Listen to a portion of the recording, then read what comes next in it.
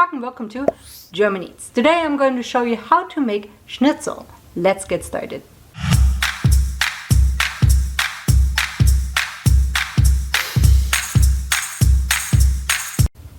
Please note I said Schnitzel.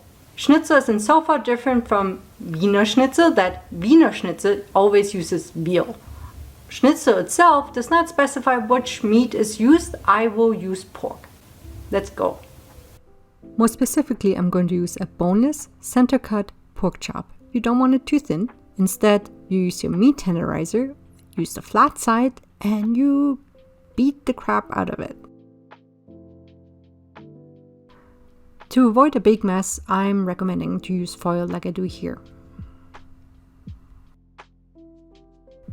So in Germany, I would use Oberschale, which is basically the leg of the pig. However, the cuts in the US are a little bit different. You could also use loin and follow the recipe the same.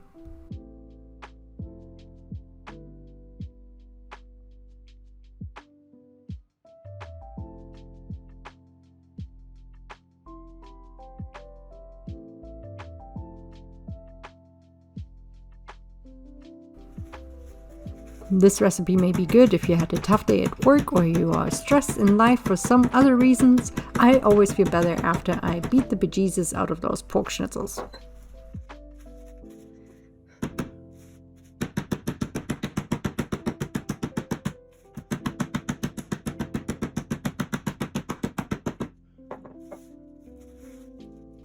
Now salt and pepper both sides of the schnitzel.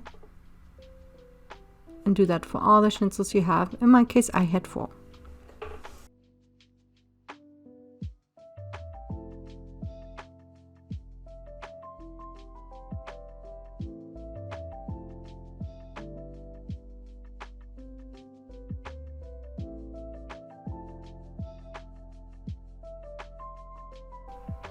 Get your 3 plates ready.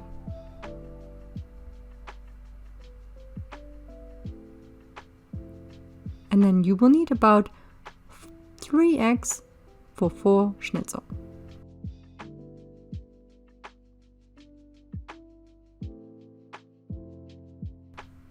I salt my eggs. And I beat my eggs lightly with a fork.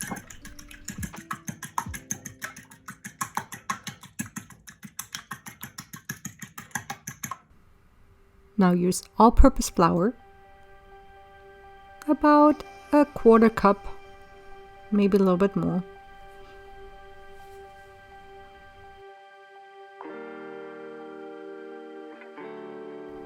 And finally, I will use my homemade breadcrumbs, which I will link on the top right. You will need about 2 cups, usually you need more than you think. Then I start by adding the pork to the flour, and you want all areas covered. But you also don't want any excess, so therefore you want to tap it a little bit to have excess flour fall off.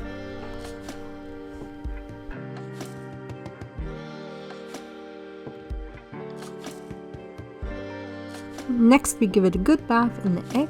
Again, everything should be covered. You don't want spots that are just flour. You want to make sure everywhere there's eggs, otherwise the breadcrumb will not stick to it.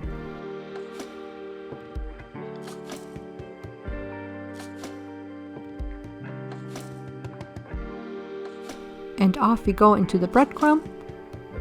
Be careful, we don't want to pack it on, so very light tapping only.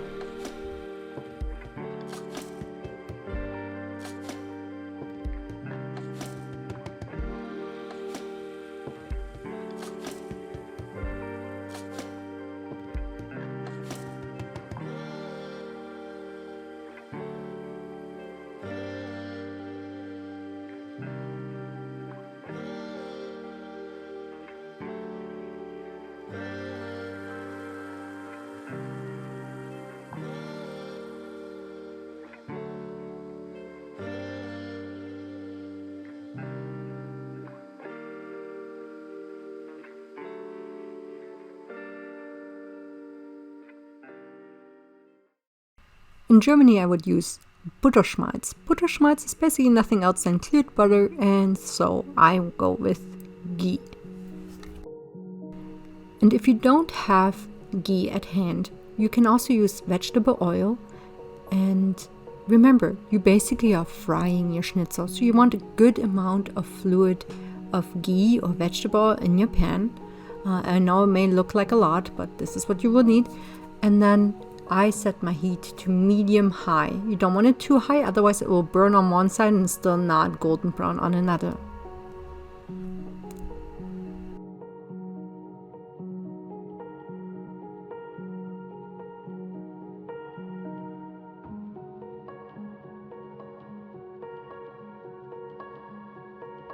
Here you can see what I'm talking about. You can see some spots are already a little browner than others, so I turned down the heat to avoid that from happening.